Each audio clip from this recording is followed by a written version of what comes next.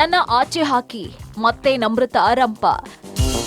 ನಾಗಿಣಿಯಾಗಿ ರಾಜ್ಯವನ್ನೇ ಹೆದರಿಸಿದಂತಹ Namrata Gowda big boss ಮನೆಯಲ್ಲಿ ಅಳುಮುಂಜಿಯಾಗಿದ್ದಾರೆ. ವಾರಕ್ಕೊಂದು ಬಾರಿ ಆದ್ರೂ ಕಣ್ಣೀರ್ ಹಾಕ್ತೆ ಹೋದ್ರೆ ಅವ್ರಿಗೆ ಸಮಾಧಾನ ಇಲ್ವೇನೋ ಅನ್ನೋ ರೀತಿಯಲ್ಲಿ ಅಳ್ತಾರೆ. ಎಸ್, ಈ ವಾರವೂ ನಮ್ರತಾ ಕಣ್ಣೀರಿಟ್ಟಿದ್ದಾರೆ. ಸಂಗೀತ ಆಡಿದ ಮಾತುಗಳಿಂದ ಬೇಸತ್ತು ಬೆಡ್ರೂಮ್ ನಲ್ಲಿ ಕೂತ್ಕೊಂಡು ಅತ್ತಿದ್ದಾರೆ. ಮನೆಯಲ್ಲಿ ಇರೋದಿಕ್ಕೆ ನನ್ನಿಂದ ಆಗ್ತಾ ಇಲ್ಲ ಅಂತ ಗೋಳಾಡಿದ್ದಾರೆ. ಇನ್ನು ನಮ್ರತಾ ಅಳೋದಿಕ್ಕೆ ಕಾರಣವೇ ಬೇಕಾಗಿಲ್ಲ, ಡಿಪ್ರೆಷನ್ ಅಂತ ಅಳ್ತಾರೆ. ಯಾರೋ ಏನೋ ಅಂದ್ರು ಅಂತ ಕಣ್ಣೀರ್ ಹಾಕ್ತಾರೆ. ಹಳೆ ನೆನಪುಗಳನ್ನ ಕೆದಕಿಕೊಂಡು ಗೋಳಾಡ್ತಾರೆ. ಹಾಗಾಗಿ ಈ ಸೀಸನ್ ನ ಬೆಸ್ಟ್ ಅಳುಮುಂಜಿ ಅಂತ ಏನಾದ್ರೂ ಅವಾರ್ಡ್ ಇದ್ರೆ ಅದು ನಮ್ರತಾಗೆ ಸಲ್ಬೇಕು. ಈ ವಾರ ನಮ್ರತಾ ಅಳೋದಿಕ್ಕೆ ಕಾರಣ ಲಕ್ಸುರಿ ಬಜೆಟ್ ನಲ್ಲಿ ಆದಂತಹ ಎಡವಟ್ಟು. ಆ ಎಡವಟ್ಟಿಗೆ ಕಾರಣ ನಮ್ರತಾ ಮತ್ತು ಮೈಕಲ್ ತಮ್ಮಿಂದ ತಪ್ಪಾಗಿದೆ ಸಾರಿ ಅಂದಿದ್ರೆ ಮುಗಿದು ಹೋಗಿರ್ತಿತ್ತು. ಆದ್ರೆ ಸುಖ ಸುಮ್ನೆ ಸಂಗೀತಾಗೆ ಬಾಯ್ ಕೊಟ್ರು ನಮ್ರತಾ. ಈ ವಾರ ಲಕ್ಸುರಿ ಬಜೆಟ್ಗಾಗಿ 10,000 ಪಾಯಿಂಟ್ ಸಿಕ್ಕಿತ್ತು.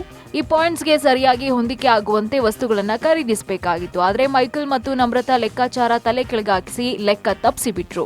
ಇನ್ನು ಲೆಕ್ಕ ತಪ್ಪಿದರ ಪರಿಣಾಮವಾಗಿ ಲಕ್ಸುರಿ ಬಜೆಟ್ ಮಿಸ್ ಆಯ್ತು. ನಮ್ರತಾ ಕಾರಣದಿಂದಾನೇ ನಮ್ಗೆ ಸಿಗ್ಬೇಕಾಗಿದ್ದಂತಹ ಚಿಕನ್, ಪನ್ನೀರ್ ಹಾಗೂ ಬ್ರೌನ್ ರೈಸ್ ಸಿಗದೆ ಹೋಯ್ತು ಅಂತ ಸಂಗೀತ ಕೂಗಾಡಿದ್ರು. ಇನ್ನು ಬ್ರೌನ್ ರೈಸ್ ಬರದ ಕಾರಣದಿಂದಾಗಿ ಲಕ್ಸುರಿ ಬಜೆಟ್ ಸಿಗ್ಲಿಲ್ಲ ಅಂತ ನಮ್ರತಾ ಮೇಲೆ ಹರಿಹಾಯ್ದ್ರು. ಇದು ನಮ್ರತಾಗೆ ಇಷ್ಟವಾಗ್ಲಿಲ್ಲ.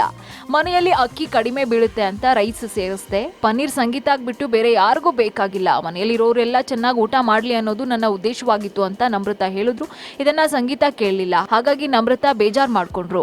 ಬೆಡ್ರೂಮ್ಗೆ ಹೋಗಿ ಅತ್ರು ಕೂಡ. ಸಂಗೀತ ಮಾನಸಿಕವಾಗಿ ನನ್ಗೆ ತುಂಬಾ ಹಿಂಸೆ ಕೊಡ್ತಾ ಇದ್ದಾಳೆ, ತುಂಬಾನೇ ನೆಗೆಟಿವಿಟಿ ಸ್ಪ್ರೆಡ್ ಮಾಡ್ತಾಳೆ, ಇಲ್ಲಿ ಇರೋದಿಕ್ ನನ್ಗೆ ಆಗ್ತಾ ಇಲ್ಲ, ನಾನು ಹೊರಗೆ ಹೋಗ್ತೀನಿ ಅಂತ ನಮ್ರತಾ ಕಣ್ಣೀರಿಟ್ಟಿದ್ದಾರೆ.